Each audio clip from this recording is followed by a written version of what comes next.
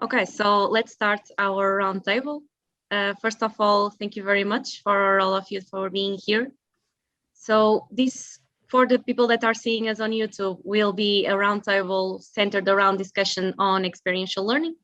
So my name is Maria Strodio. I'm the current Vice President of Education at ESTIEM, and I'll be the one facilitating the sessions and the questions. For those that are not so familiar with the topic, experiential learning methodologies are used to improve the learning experience of the students by engaging them in hands-on experiences and also by promoting reflections. So through the experience that they gather, students are better able to connect the theories and the knowledge that they are learning in the classrooms with real life situations. So for this roundtable, we have present two professors from ESTIEM, so Christian and Karina, and we also have Corinne from the company Inchainge. So I would invite you all to present yourselves. I don't know who wants to go first. Maybe we can start with Karina. Okay, hi everyone. I'm Karina Pimentel. I'm from Portugal. I'm from the University of Aveiro. I'm an industrial engineer and I teach at my university industrial engineering.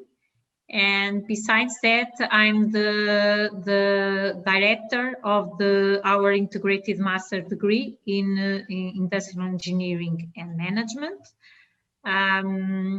I also belong to the driving group of the European IEM network. And during my experience, I have had also the opportunity to be engaged with ESTIEM and with ESTIEM activities. And besides presenting myself, I will get the opportunity to thank you for the invitation. It is my great pleasure to be with you today.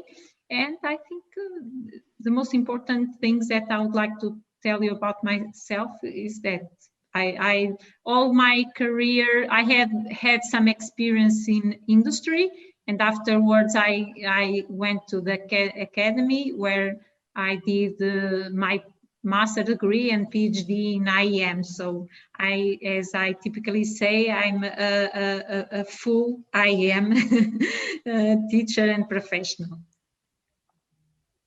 Okay, very nice. Thank you for the introduction. Would you also like to introduce already University of Aveiro for the ones that are seeing? Okay, I can do it. University of Aveiro is a public university. In Portugal, we have typically we distinguish between the old universities and the new ones. And the University of Aveiro is one of the new ones. It exists since 1973. And it is an university that offers typically the 3 degrees, the bachelor degree, the master degree, and the PhD.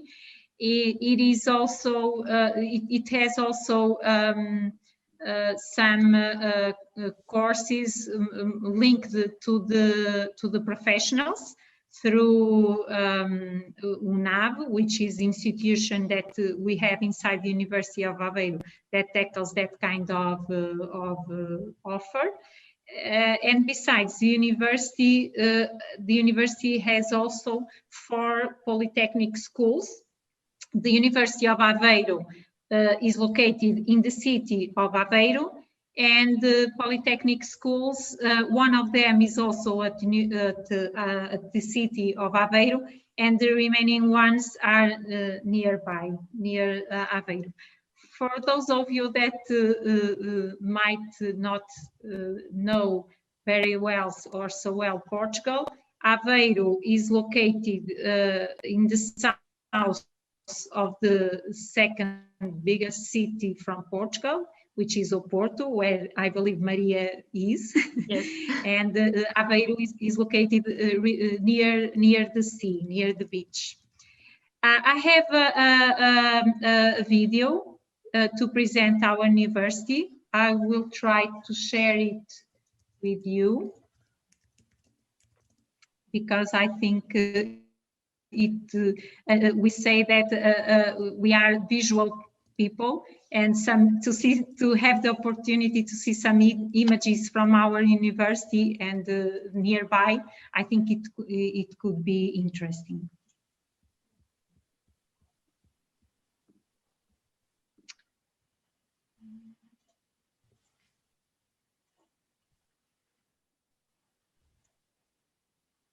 Are you seeing? Yes. Yes. Yes. Yes. Okay. Let me just check. Okay. Morro de amor pelas águas da ria. Esta espuma de dor, eu não sabia. Sou moliceiro do teu lodo fecundo. Sou a ria de Aveiro, o sal do mundo. Morro de amor nesta rede que teço, e é no sal do suor que eu aconteço.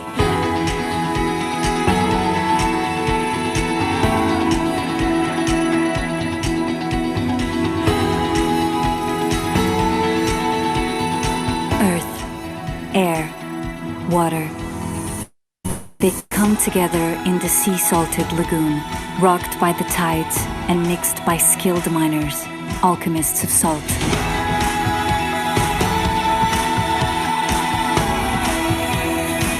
Just as the white crystal is the pillar and cornerstone of Aveiro, teaching, cooperation and innovation are the pillars of its academy. The University of Aveiro surged and flooded into the region, the country, and the world.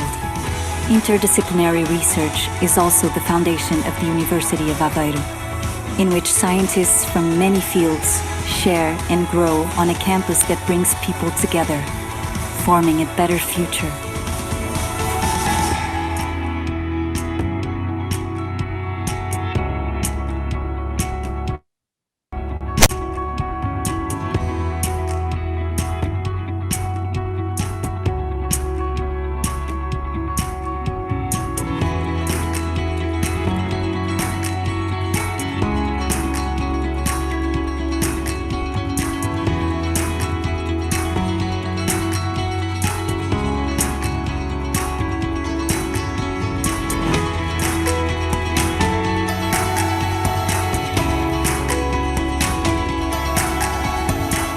The University of Aveiro, an innovative pioneer of knowledge sharing with its 90 nationalities, is a gathering point of people from all over the world, a space of different cultures, languages, and worldwide passions.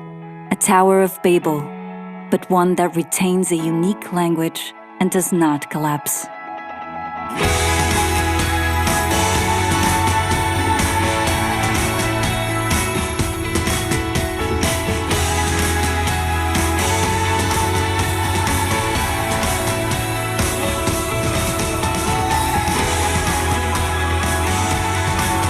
And always the salt, because this is the University of Aveiro, the university of the people, alchemists of water, earth, and air.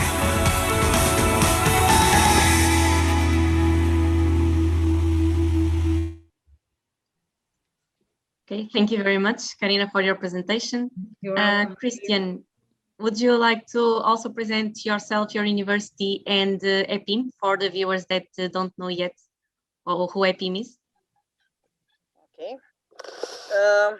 I'm Cristian Mustața. I am associate professor at the University Polytechnica in Bucharest. It's the biggest technical university in Romania, and it had its 200th birthday moment 2 years ago, so we are 202 years old. 30,000 students, 15 faculties, I think around 180 bachelor degrees, bachelor programs, excuse me, and master programs, I think there are more. So it's a big university.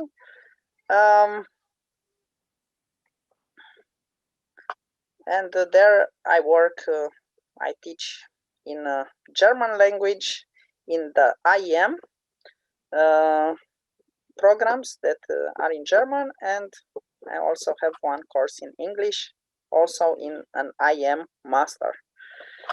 I myself, my background, I was an IEM student at some point, then I did my PhD with a professor from Darmstadt, from Germany, also in the field of IEM.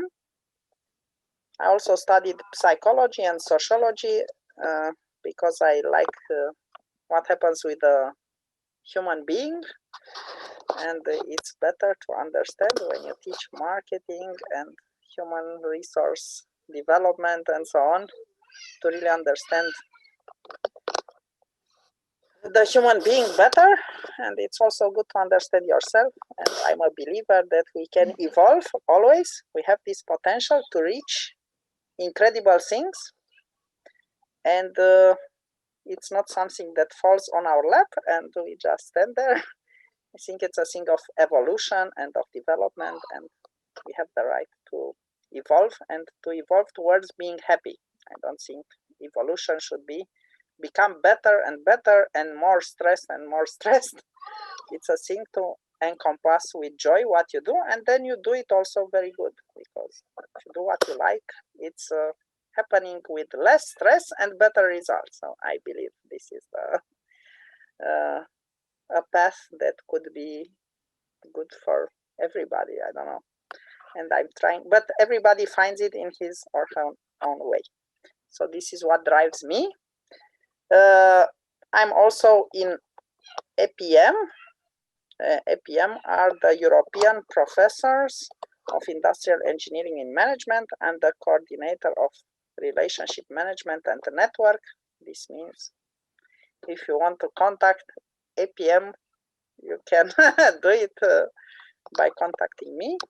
I'm in the EPM Drive group. We try to bring this professors network, this European Professor Network of IM, to develop, to bring new things, new interesting things, positive things for students. This is why we love to work with ESTIEM, and also for the other colleagues and so on. So to have a network of with the positive results in our hearts, and we define it somehow as a network of friendship. So this is the base that we wish for in EPM, not only something formal, you know. Great. Yeah. Thank you very much for introducing EPM as well.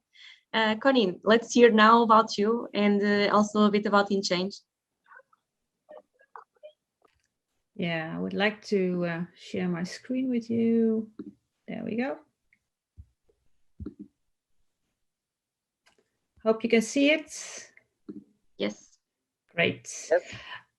Well, it's an honor to be here. Thank you for having me here. Not from a university, but working with universities all my time, all my working time. My name is Karina van der Sloot. I'm Director of International Sales at Inchainge, and I will introduce Inchainge in a moment. Also a supply chain management professional, and I've been with Inchainge now for 5 years, and in the meantime I've also learned a lot about experiential learning and best practices and everything. So I hope my input can also help you to evolve in this. I'm also a senior trainer of our simulations. As mentioned, I've been with Inchainge for 5 years, since 2016. Before that, I've been 10 years at Philips in different positions, both in the Netherlands, but also in Germany. And in total, I have 30 years of experience. Yeah, a little bit about me. Then what I would like to ask you is how did you learn how to ride and balance a bike? How did you learn that? Did you learn that by theory? Did you read a book? Did you watch a video? Yeah, how did you learn about that? About the technical, we are here with industrial engineering students and professors. So did you learn it by reading about the technology, or did you do it like I learned it, by doing? And I think you'll recognize this picture, especially if you still have small children. I would learn it like this. My parents would stand next to me. I would fall, they would catch me. Sometimes I would fall and they wouldn't catch me, but I would learn from that. And in the end, I would be able to ride a bike. And that is exactly what we at Inchainge are doing. We develop value chain leaders, but we do that by using business games. And we think that a complex world like we are living in now, it becomes faster and faster. It is increasingly unpredictable. And how do you teach that complexity? In order for students, if they start working, to really deal with this complex world. And we are convinced that this is about experiential learning and using business games. For that, we have developed 3 business games: the Fresh Connection, the Cool Connection, and the Blue Connection. The Fresh Connection is focused on supply chain management, the Cool Connection about the role of finance in the value chain. And one of the educators I work with told me that, Karina, I want my students to become the best friend of the financial officer. And I think that's a really good purpose. And then we have the Blue Connection about circular economy. And that has my passion as well, because I think we really need to become more circular. And all of that is always about team skills, but also about alignment, how to align on strategies, but also within the chain with other stakeholders. And it's always a real life experience. You don't come any closer to the real world. The next step would be to be in the real world. And it's the cheapest way of making mistakes, if you want to call it that. We have been doing so for over 10 years, 10 years of developing value chain leaders. We celebrated our 10th anniversary last year. And as you can see, we work with universities all over the world. In fact, 43% of the top 100 universities in value chain management or supply chain management operations, they work with our business simulations. So that's something to be very proud of. But also we work with corporates as well.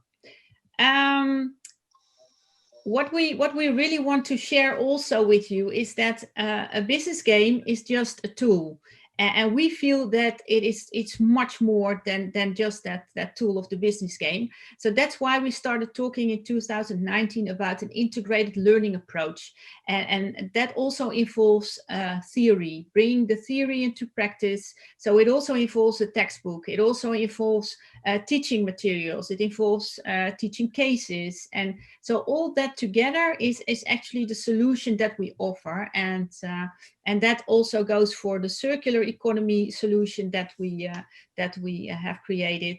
Also the business game for that. That's also part of an integrated learning approach. In the meantime, we've called it ED's Principles, because it's also based on a lot of input from Ed Wenk, also writer, author of the books that we published.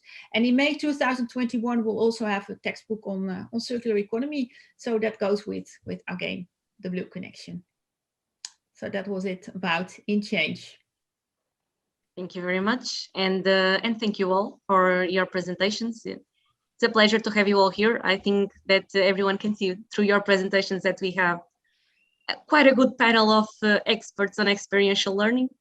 And I invite everyone that is watching this right now, if you want to learn more either about EPIM, the universities, or Inchainge, visit the websites. I'm sure that you will also find a lot of interesting information, and will increase a bit also what you know about these organizations.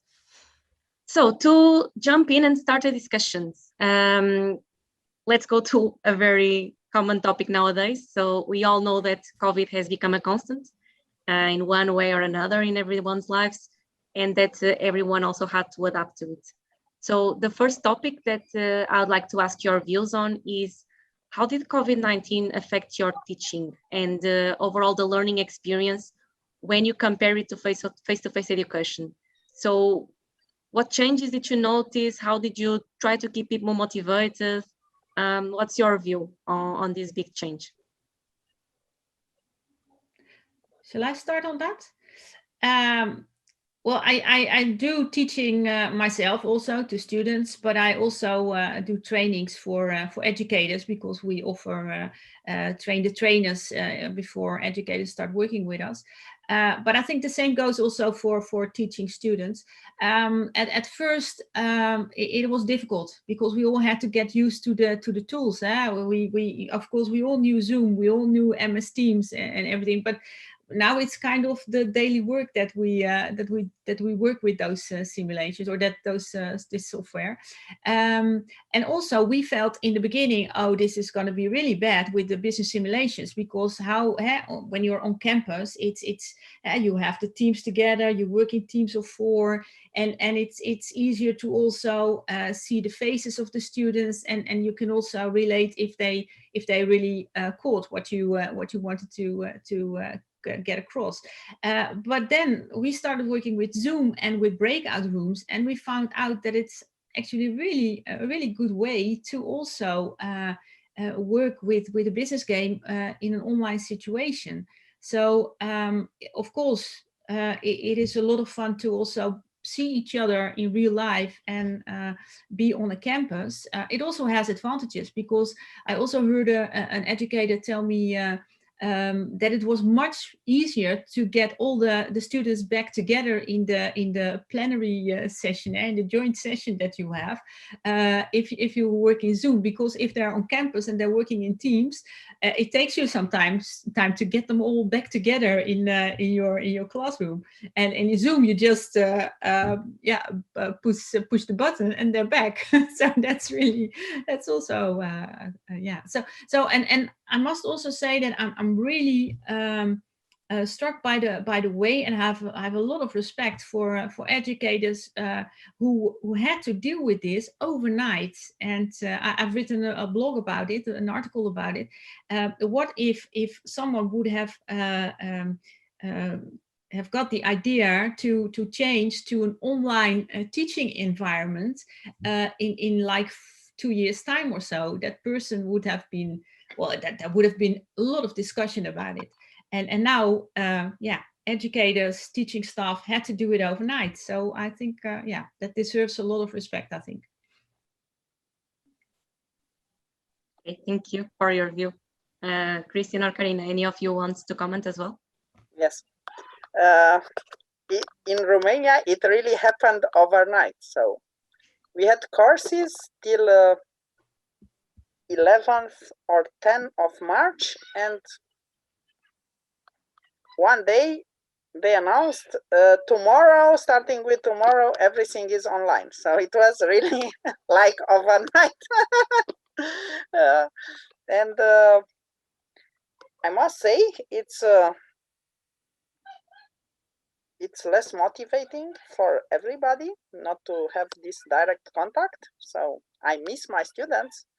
In 11th of March, we make 1 year of everything completely online, so nothing face-to-face.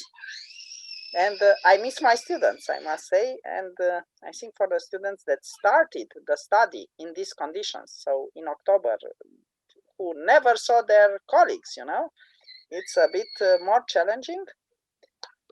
But what I saw in my in the subjects I teach, I also have in one, I use a business simulation game. And there the success was the greatest. So there we could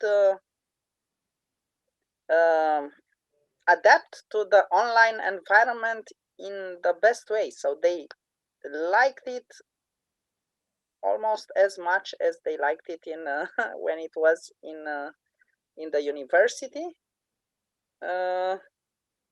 And yeah, it's hard to adapt. There are also some elements which I would keep when we come back to the face-to-face teaching, which is something that I think would be very good and positive when the context allows it. But I think it's to try some new ways can always enrich you also when you come back to your main way, let's say. to have it done better, to use these ideas that came during online as improvements and use them also in class, some of them. So I think we must see the positive part and do something better. I think the adaptation in the first semester, when really overnight, was tough. But then the next semester, starting October, we knew what will happen, so we had time to prepare. And I think most of the professors adapted well, but it's not the same thing. So the communication cannot be identical or as good as it was in when you could see your students and when you could I don't know, make you start the dialogue better when you see people, when you guess their state, and you do it better when there is not only a screen. But we must take what is and do the best of it in this online period of our life. And I think when this will end, we can keep the best things to accompany the face-to-face teaching. And yeah, what can I say about simulations, which are maybe a part also of this discussion, is that yeah, my part where I use the simulation was easier to adapt to online compared to the other parts where I had normal courses with PowerPoint and so on. Yeah, okay. That would be my feedback. That's great to hear. We're also going to go a bit deeper on that on the next couple of questions. Karina, do you also want to share a bit your experience with this big shift to online learning? Yeah, I would say that this is a path in construction. Last year, when we went home, I would say that we had an emergency teaching. Because like in Romania, overnight we went to the online teaching.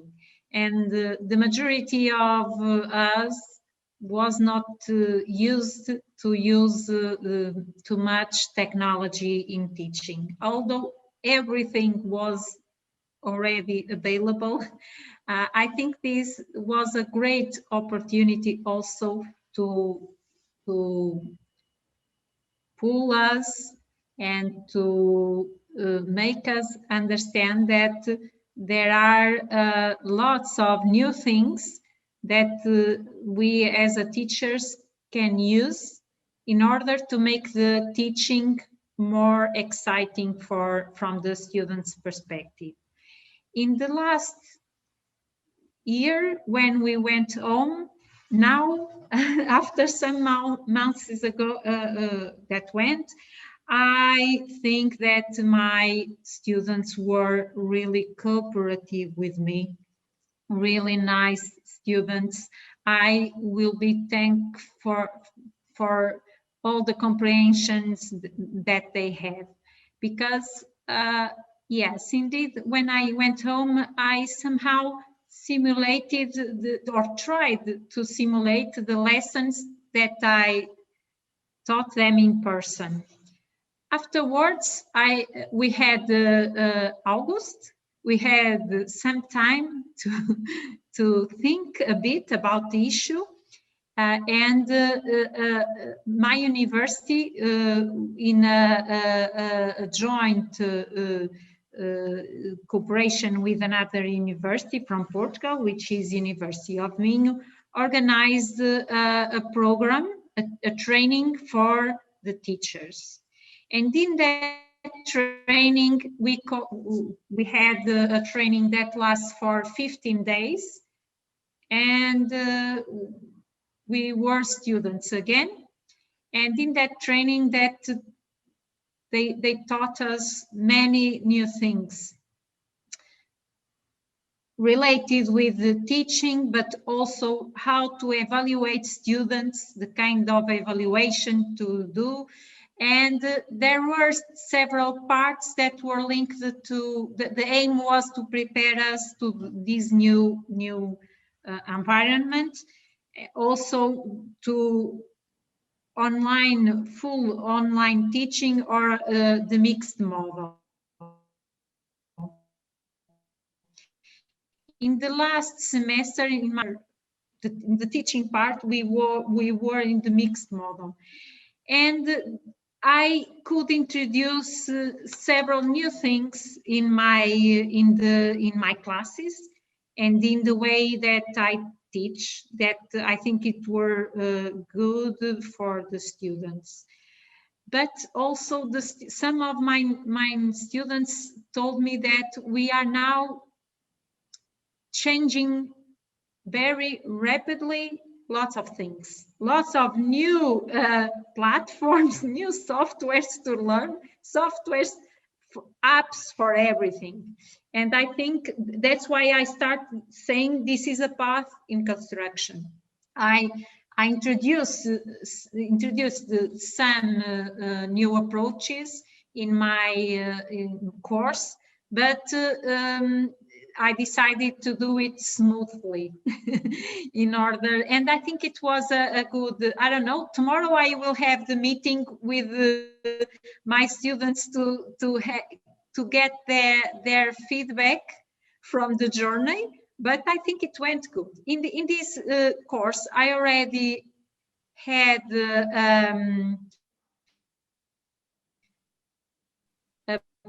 the students had a project that is a problem-based assignment with a company.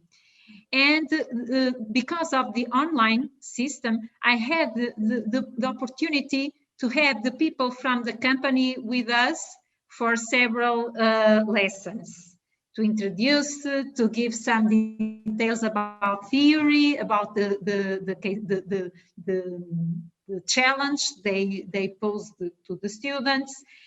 And we were talking about a company that is near Lisboa in Portugal.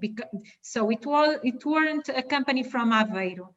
And if I was only in the presence system, maybe the interaction with the company would not be the same. It was a positive thing that I would like to share with you.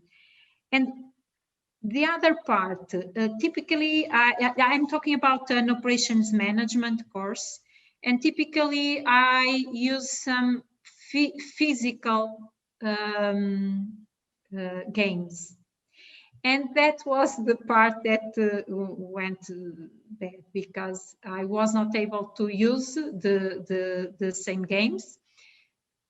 But what I did was, in a particular game that I think it's very important for them, a game to teach value stream mapping, what we did was we did the simulation.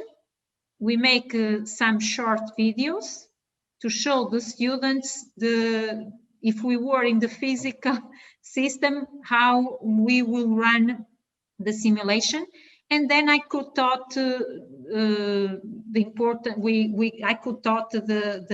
tool like I wanted to show. But like Karina was showing, the students didn't felt, they didn't touch the materials, and I think that is important. And that is a point where I think it's difficult to provide the same experience as if we were at the university. Just to conclude, last year at the end of the semester, our department sent a questionnaire to our students. And we had a good sample of the IEM students that answered the questionnaire. And one important thing that the students told us was they felt dismotivated because they spend too many hours in front of the computer. Other thing that I introduced in this course this year was a part of the lesson I introduced some individual, I would say, learning. I provide the materials. We have face-to-face lesson, but typically, if I was at university, I'm talking typically of a 2 hours lesson, and I tried to not be with them the full 2 hours. I did some videos with me explaining parts of the topics, and I introduced some materials that to them to learn at distance alone. And later on, we always I could talk with them about the doubts and so on. And typically in the next lesson, for example, I will with all the group, we will come back to that materials, to that part of lesson. And that was important. And I feel that not only in the lessons, but in my professional life, we don't have time in between the two meetings, for example. And we need that that time, and our students, I think they also need that. I think that is I don't know if I'm talking about topics that you would like to discuss later, Maria. I'm sorry for that, but that is I think it was important to tell you that, because the one important thing that I understand for me either, we need to have some free time, and the full day to have like if we were in presence the full day in front of the computer, it's not a very good thing. Yes, definitely. I also agree. I can give my perspective as a student that breaks are very appreciated, and classes that don't take 2 or more hours are also very appreciated. So I completely agree with what you're saying. Yes. I think it is quite interesting that you're already, both you and Christian, also talking about concrete things that you are doing in terms of how to turn it into a good remote experience. I think it would also be very interesting to hear from Inchainge exactly how you are adapting, like everything being online. How are you keeping the trainings going, the simulations going? So yes, it would be great to hear from you, Karina, on this.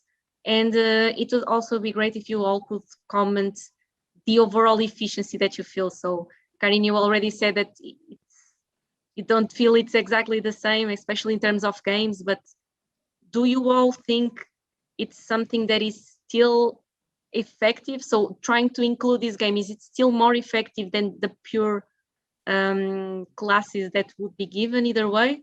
Or because it's online, it loses a lot the efficiency and might not be the correct path? In my perspective and regarding my experience, we also asked students about that. And I think the majority of the students, they like the online teaching. They can see several advantages also from the online teaching. What what we need is to somehow try to adapt our way of teaching. We cannot teach in the same way as if we were with students, but I would say that one important thing for me, I believe more in the mixed model. 100% online model. There are always some kind of work that you can do face-to-face that I think the experience will not be the same. But if we can have a mixed model, I think our students love the mixed model. I cannot give you, I cannot say that I'm 100% sure, because I don't have the data, but I have some evidences. And because, for example, in the last semester, every week I had a lesson online and a lesson in person. And typically in the online lesson, we worked more the theory, when possible, and in the presence when I was with them, we practiced more the practical part. Obviously, we had any simulation, the kind of physical games I was talking, that is the kind of games that we use, because I think maybe this is not the topic for this question, but I think we really need to do a lot of work, in my opinion, in what regards the simulation games, because I don't think they are full available to every students. Some of those games, even they are great games, for example, for our reality in Portugal, we don't have the money to pay that money for to use them, and that is a kind of problem. Despite of that, there are several examples that I typically find, and I try to find some free games. And although there are some good games available that are free, I feel some difficulties regarding that topic, to find really good games that are available and that I can freely use them with my students. Typically, I have that constraint, I would say. Okay, thank you very much. Well, maybe I can say something about that. Yeah, well, definitely interesting to discuss that in further detail, Karina. But yeah, what I see is that we host train the trainers for educators. What I see is that we wanted to convert to online trainings already, because our problem was that we are working with educators all over the world, professors from France, from Germany, from the US, everywhere. And it was always very difficult to find one location, one physical location where we could host a training. And although all universities that we work with, they were all very kind and to offer us a classroom where we could host those trainings, it was always difficult to find the right location. And now where it is online, it's much simpler, because you don't have to travel. So it's much easier. So the attendance to our trainings is higher. So there's more interest now, the interest was there, but it was always difficult to find the right location. And timing can still be a problem, but at least the location is very easy, and nobody needs to travel, nobody needs to make expenses for that. I also see that with my children, for instance, who are studying, that they feel it's really convenient for them to spend time at home and to have online classes, because they don't have to travel. That saves them time. It saves them costs of traveling. So I think what education is going to, and I also hope that, because I also think for the environment, it's also good that we travel less, also in companies, especially in companies, I would say. But I think that, and I hope that teaching will go that direction, that on-campus teaching or education will be focused more on interaction, the real interaction, the physical interaction between people, like having discussions. That's very difficult or when we're online. Also now, we cannot talk through each other all together, so discussions are pretty difficult. So all those parts of education where it's essential to see each other, to see faces, also what Christian mentioned, to also see if to also read the students, that will and then the other parts can be done remotely. So I also heard someone in the Netherlands say here recently, also in companies, that a lot of people would travel to their company to go and sit behind their office, behind their computer, to read emails and to answer emails, and they would have to go to the office. but they could also do that from home, and that would be a bit more convenient for them. But their bosses would say, they wouldn't trust them or so, because if they see them, they feel that they're working. And now it proves that now people are working online and working from home, that they're very dedicated, and that there's not much loss in efficiency, or even I can imagine if you're working with children from home, that's more difficult, I guess. And we also see a similar part happening with corporate trainings, where corporate trainings were kind of cancelled last year, 1 year ago. Corporate trainings, professional trainings were cancelled because most professional trainings were done on site in corporate, and we now also see that switch also from corporates also to online trainings, and I think that's a very good cause, because they will limit travel expenses, the traveling, so that will definitely be benefit the climate and the circular economy, I think. So yeah.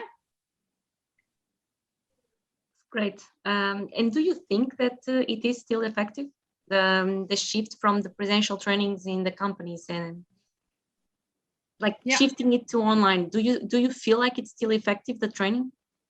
Yeah, I spoke to one of our partners in Germany recently, because they had very good ideas on Zoom meetings. They also when they do their training, when they host their trainings, they now have a kind of production person who is behind and to or behind the screens, and who is taking care of the whole session. So the trainer himself or herself, she only needs to take or she can fully focus on the training, and she doesn't have to be or he doesn't have to be aware of the technique around it, creating Zoom meetings or Zoom breakout rooms or whatever. So that is very convenient. Yeah. So, and I also asked her, do you think that this will continue in the future like this in a remote setting? And she felt that way, and especially in global companies, global value change, where you are working from Germany, for instance, with someone in Portugal or in Bucharest, or so you have to. Yeah, you need to get used. Also, students need to get used to setting up online conferences, like also with our simulations, our business games. One of the things is also the soft skills that they learn of they have to find a moment, they have to plan that, to find a moment to have a management meeting, an online management meeting in the game. So they have to plan for that, and they have to make sure that everything is in order, that the technique is there, that their laptop is charged, things like that like everything. So that's also also part of the learning journey, I would say. Yeah, it is like all the logistics associated with online meetings. Exactly. Yeah, that's also part of the learning. Yeah, indeed. Christian, what's your feedback about your experiences with remote learning? Effective, not effective? Did you manage to do the experiential learning you'd like to have to your students, or doesn't it work online for you? Some things work. I would say almost as good as in presence, and some things I do my best, but it's not coming nearly enough. It's very convenient, of course. You don't have to go away. Everybody is from home, but this can also sometimes affect the way students are present in what happens there. So you have the teaching part, and they must be sometimes active, and when you have direct contact, it's easier to make them active in an intuitive way. When you are online, some people you need to really oblige, I don't know, to drag them to speak. Sometimes there are technical difficulties, and yes, some people cannot be heard. The microphone is not working properly or so. Such things we didn't have when we were meeting directly. But so I say it's not as good as in presence, definitely from my point of view.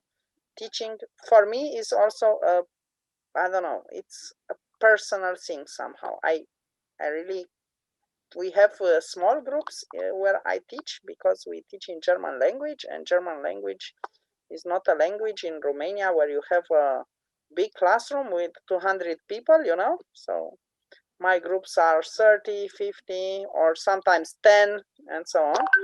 So because of these small numbers, maybe I work with people individually, and in these MS Teams meetings and Zoom meetings and so on, of course you can work. But somebody says my camera doesn't work, and if that person is just lazy, you cannot check. Maybe the camera doesn't work, so you cannot say you have to, because else I punish you, or it's not my style in any way to force things. And so I like it more in person, definitely, but in the time when you need to make it online, it's stupid to cry about face-to-face that you would wish to be. It's better to do the best in this case, and I'm 80% happy with what happened in our online, in my online teaching, and with my students in their online learning. But I miss the personal contact. So I think it's not from the point of view of our soul, of our heart, is not the same. From our brain, it can be very close, because the information is on the screen. So practically, if you take it with a cold heart, everything is there, is no need to meet. But my heart feels it's not the same. So someone told me recently, an educator, and he told me, hey, Karine, I didn't become an educator, a professor, to do online teaching. I became an educator because I love being at the campus with students. And yeah, I think that covers it also, yeah. I think in the end, it's also something that we all feel, both educators and students, that it's of course not the same, but it's still good, and it's still effective, at least in some of the tools that are being used. Yeah. Okay. Yeah. I wanted to shift a bit the topic now. So I don't know as if you also have this perception, but at least in ESTIEM, we can clearly see that there is a trend of increasing interest on what is experiential learning and new methods to be used both in universities or inside associations. But I wanted to ask, from your experience and from your perspective, would you say that usually university management is up to supporting this kind of initiatives, especially when there is a possible barrier of the tools being paid and then being used only from some professors, not for others? All these kind of logistics around trying to create new teaching methodologies or trying to create new things inside subjects. What is the view of the people in charge over these kind of new initiatives? yes, I would like to answer with a joke, you know, as long as you don't want any money, you can do whatever you wish. No problem. I want to experience that. Yes, do it. But you know that simulation costs 10,000 euro. In this case, you know, we must think about and with smaller amounts, it's the same thing. So I experienced 9 months as a vice dean. Today is my first day where I'm again only professor. I needed to quit because it was too stressful, and the degree of things that I could realize was small, and the sacrifices, including health, was too big. And I have small children, so I took a step back. But not only from this time, also from my time as a professor. As long as financial costs are not implied, everybody gives you pretty high degrees of freedom. In the moment where money is involved, then you have to be careful, you know, then restrictions start to come, and so then it begins not to be as free as it was when you said, yeah, I can manage with my own resources or somehow. Yeah, I don't know if I answered the question. Maybe Yes. this was the idea. Okay. It was just to overall try to understand if professors have a high degree of freedom in terms of proposing, for example, new tools to be used, or if there is this kind of barrier, either because maybe a lot of innovation is not something that is desired because it implies changing maybe the subjects or creating a big gap between the way that some subjects are being delivered and how others are being. If there is this financial restraint, just understanding overall, because we as students, we don't have access to this perspective. So trying to understand what is, let's say, going on the backstage when professors are also faced with this kind of possibilities. So what kind of things do you need to wait when you are trying to do something new, or what kind of barriers do you face? I can tell you a small real story. So I'm using a simulation today of management, general management simulation. And when I first played it, I was a young assistant, and I played it once, and I said, wow, this is awesome. Then in 1 year, I played it the second time. And at that time, I was asked to do the concept of a master program. So I'm also the head of the master programs in German language here. And I said, that simulation I want to have in my master program. It's too awesome, too good. Let's find a solution. And I began to bargain with the company. It was TopSim, and I managed to go down to 6,000 euro. They had it for 20, but for universities only 10. And I said, but we are a small department. We will use it 2 times per year maximum. And could you give us a limited thing, but cheaper? And 6,000. And I didn't manage to convince people in the university, I mean the people who decide about the money, that and I tried with company. For a software in Romania, we have also this thing that software, I don't know, trial versions and so on should be free. And when I said, if I ask for books, I don't know, they can say, okay, we talk 6,000, but then they give you 3,000 and you buy only one part of the books and you are happy. But with the software, you can have it all or nothing. So I didn't manage to make 6,000 euro work to buy a software. It was also really at some point the question, for a software? Okay. And at the end, we were lucky. There was a foundation that had this simulation, and they had a trainer from Germany coming. And when he retired, they said, we will not use it anymore because we have no person. So if you as a university would like, and they made a gift of it. So we got it for free in the end. Wow. And I was very happy, you know. But it is this struggle when there are resources. If it's something cheap and you put some money from your pocket, you just do it and you forget about it and you are happy that you can implement. But when there are such sums with, I don't know, thousands of euro, then you knock your head towards this wall and you would like to break it and to get the money flowing. But I didn't manage till now. At least you got it for free. So yes, for you, for you, it was my experience. It was luck, and it was very good. Yeah, I see it also, of course, from my daily work.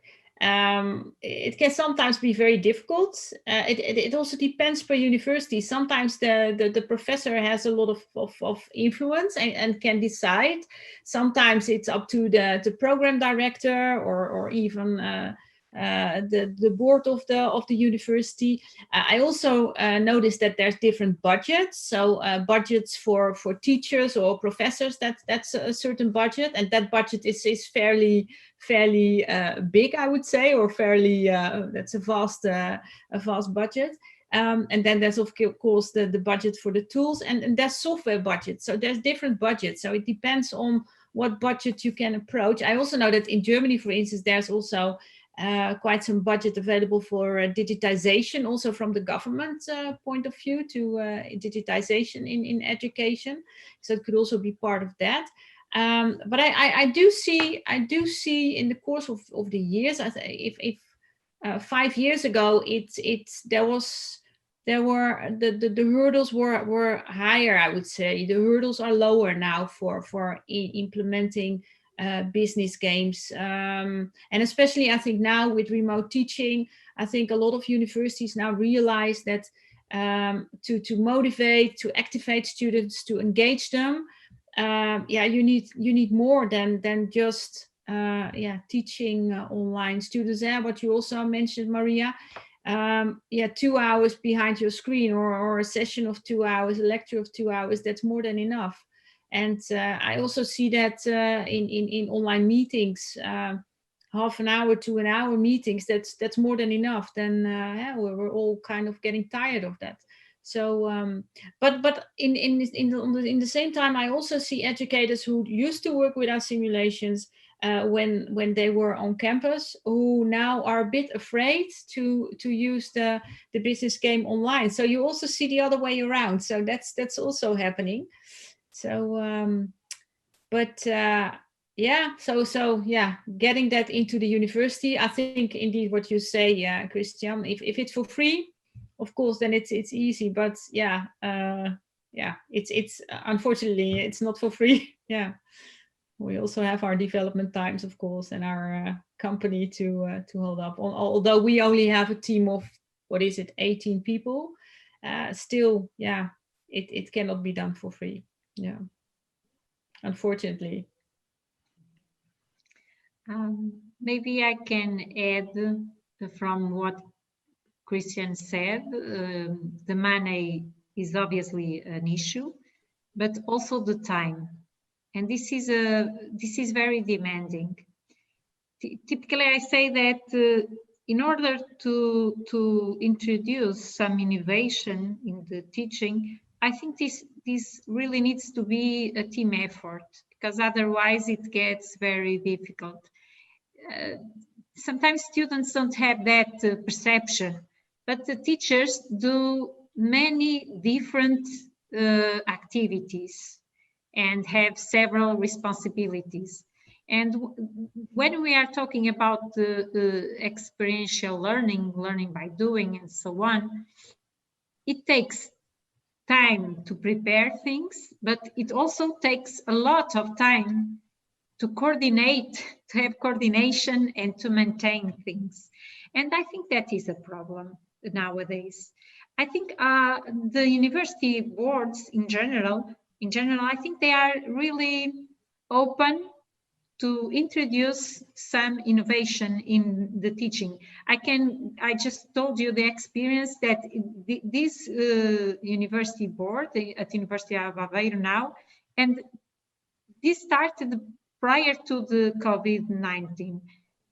They are doing a great effort to motivate teachers to do it. They are providing us for free some formation, some training, and that is really important, because to do the path by yourself, it will be much more difficult. Even though it is really hard, because everything is very demanding in our profession. We need to combine the teaching with research, and the research is a very demanding and important task for every university teacher. But I think with some, if people is open and willing to doing, this is a team effort. We are not going to change everything from one year to the next one, but I think universities in general are doing their path. And obviously the situation we are facing now greatly pushed us to that and improved the it was really a huge motivation to do that. So what I see, oh, sorry, go ahead. To conclude, Maria, I think universities are very open to do it, but we have here two really important issues to tackle. The research, we need the time resource, and we need obviously also some money. I can tell you, for example, but we can also try to be creative. Okay, creativity is really important. Right now, I have a team of students from Aveiro, the Inchainge, which is the students union from University of Aveiro, that they are providing to the course, to the program, some money for free to apply in a lab. And this is from some of the events that I organized with them, but also from their effort throughout the years. And when they understood that we have some issues, some problems, one of them is obviously the money, all of them, one's more than the others, but all of them face that problem. And we have now a team that is discussing how we are going to apply that money. For me as a student, to know that I contributed somehow to my colleagues that will come in the future, and we are obviously I hope that we will find ways to use well that money, and obviously we will try to introduce innovation and more experience to give our students have more experiential learning. And that is maybe a way. Other way is that it's not easy, but other way, maybe we can try to find some financing through Erasmus Plus, an Erasmus Plus project, for example. It's not easy. It takes too much time. It's true, but I think we are doing. We are giving some paths in that way also. Okay, great. What I see a lot currently is that the exchange programs cannot take place, or internships cannot take place with companies. And what I see now with some universities, they bundle their forces and they set up a virtual exchange program and internationalization at home, and they use a game for that. And since the games are web-based, a university in Finland can work together with a university in the Netherlands or in Portugal, and they can play together, and they still have this intercultural exchange. So part of that program is now in this case about the Blue Connection, about circular economy, but they also have some team exercises on cultural aspects, and they have to do some presentation, they have to do some networking, also in Zoom with breakout rooms. So that is a very powerful way to make use of business games, and you could do that with just a couple of students in international project, and get some experience also with new business games, for instance. So that might be an idea. And also what I see is electives on a specific topic, on finance or on value chain management, or also on circular economy, and where universities spend like 2 days or 3 days specifically on circular economy. They make use of a game, so it's all integrated. So there's a company that hosts a presentation about circular economy. There's a startup that introduces a nice product that they have created, and then they play a round of the game, and so and they do some presentations, and that's also a very nice and interactive way, and also to engage the students. So, yeah. Okay, thank you. Do you also have experience with that, or Christian, Karina? Are you also doing things like that as an alternative to internships or to exchanges? Regarding the internships, so far we were fully able to maintain them. Our students are in companies because although some of them are doing remote work, the majority of them are doing their internship. In terms of exchange programs, it reduced, but now I have several of my students that are abroad also. But we also at the university, we are part of a network of universities, and we are what you were telling us, Corinne. We are doing that mostly through that program, which is SU University. But we are developing. This is the second year, I would say, that we are using more, and I believe in the future much more. But it is not something that I would say that is established. Okay. Mm-hmm. In my university is pretty much the same. So the internships took place because they are mandatory. So despite online or not online, people did their internships. We have the internships in the summer usually, and this year they were allowed to stretch that period also during the whole academic year. But most of the students did their internships, and the exchanges, Erasmus exchange and other exchanges, they dropped heavily because they are not mandatory.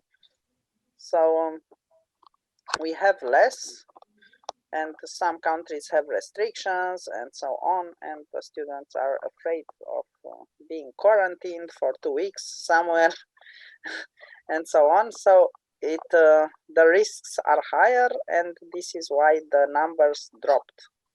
But there are some students also from our university abroad, and we have Erasmus students I had in my course where I used that simulation that I talked to you about. I had, I think, 8 Portuguese students.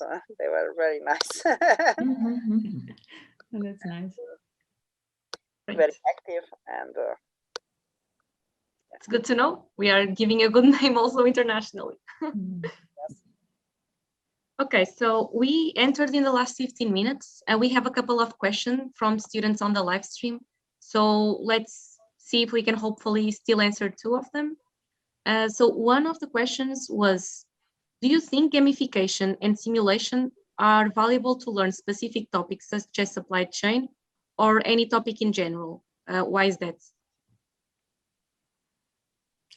Yeah, I'm convinced of that, and I also see that in practice, of course. Complex problems or complex topics like supply chain management, value chain management, but also finance and also circular economy. I think it's really powerful to learn that by doing, and to what I, for instance, also learned a lot about when I started working with the Fresh Connection. I had a pretty thorough background in supply chain management already, But every time I play the game, I make different decisions. Because we don't have like an example of how you play the game. It's a real life simulation. So every time I play the game, I do different things. And I still learn after 5 years. I still learn new things when I play the game. And you get a kind of helicopter view of you touch all the aspects of the company, and you constantly have to make trade-offs. If I change something in purchasing, then it has influence on in the production area, or if I promise more to my customers, then that has an influence on purchasing, or on you really learn about getting rid of the silo thinking, that you really have to work together as a team. You have to align, you have to have a strategy, and if you have a strategy, make sure that you align that strategy together. And also what I also see in practice is I get it back a lot from educators and also from students. A lot of students tell us it was one of the best experiences in my life. I got so much out of that, and it taught me so much. So if I hear that, then yeah, we have reached our objectives. I totally agree. I had the same feedback. So the students are amazed by it. Gamification. So it is, the motivation grows a lot exponentially, I would say. They like it, and unlike in real life, they don't lose the money they invested or their house or something. So they can learn also from mistakes without being somehow financially ruined. And if they win, they are double happy, of course. So it's and they learn a lot. So I really did research on this area. So I not only had the teaching, I did research. I took feedback each year, and the sample of feedbacks grew and grew from one year to the other. And then I did research. I published on this area, and really the learning is amazing. So from the perspective of the students, so not what I think as a professor, but what the participants think. They say it's awesome, and they say they developed skills in a fantastic way. So this is what we wish. This is why we do education. So I believe exactly. Yeah. Karine, totally. Thank you, Christian. Maria, do you want me to add something? If you want, otherwise we can also take a second question from the live stream. In a minute, I would say that is an excellent option or alternative to a learning factory. And indeed, you would never have the money to teach everything through a learning factory. So we can do a mix. And obviously, when combined with theory, and when you include reflection, time for reflection, which in my opinion is not in every simulations that I already participated, we had enough time to that part of reflection. And for me, it's quite an important aspect. If it is there, I totally agree that it can be an excellent option to experience things. Yeah, I agree, Karina. That the debrief, the reflection part, that is where the learning is done, and then the students conceptualize again, and they bring it into practice again, and that's where the learning is done. So we also have educators that say, oh, I can let my students play themselves, and I always say no, you have to do a debrief. That's important. Yeah. Great. So I think we can still try to take one more question from the live stream. There is one that is actually quite interesting. So a person asked, how can we measure the success and effectiveness of the methods? And I think it's interesting to look at this also in the sense of, do you use your simulations also as an evaluation? Because usually subjects are evaluated through exams. That's like the most typical evaluation method that there is. The one that most students, the only one that most students know, unfortunately. So like, how can you measure if a person actually learned?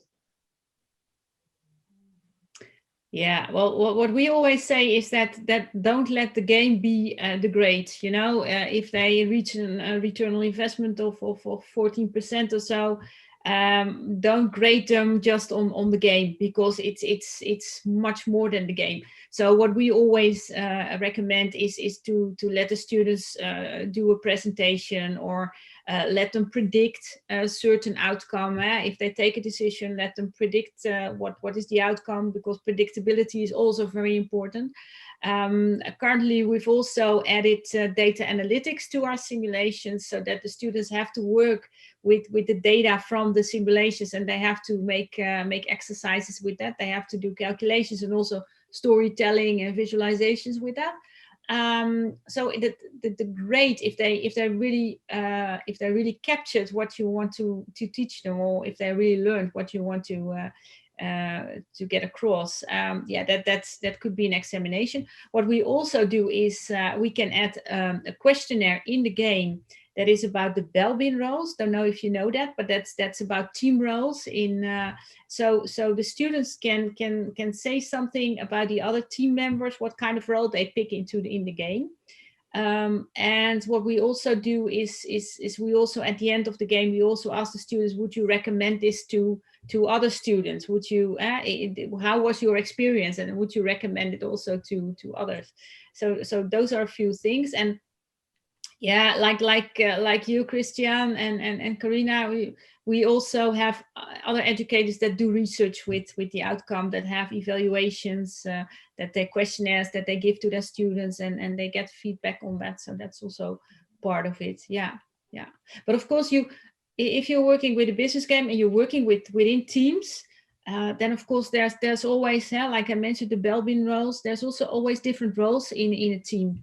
And there's usually a few of the team members that are very active, and others can be more passive. So it's not just the game, it's more that you want to grade them on in the end. Does that answer the question? Yes. Otherwise I think so, yes.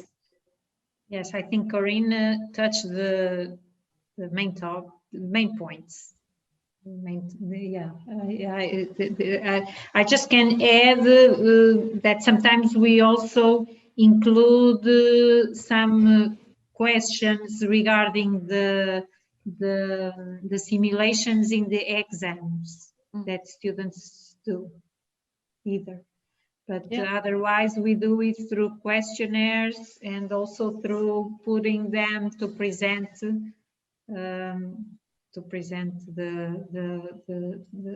what they have been working on. Yeah.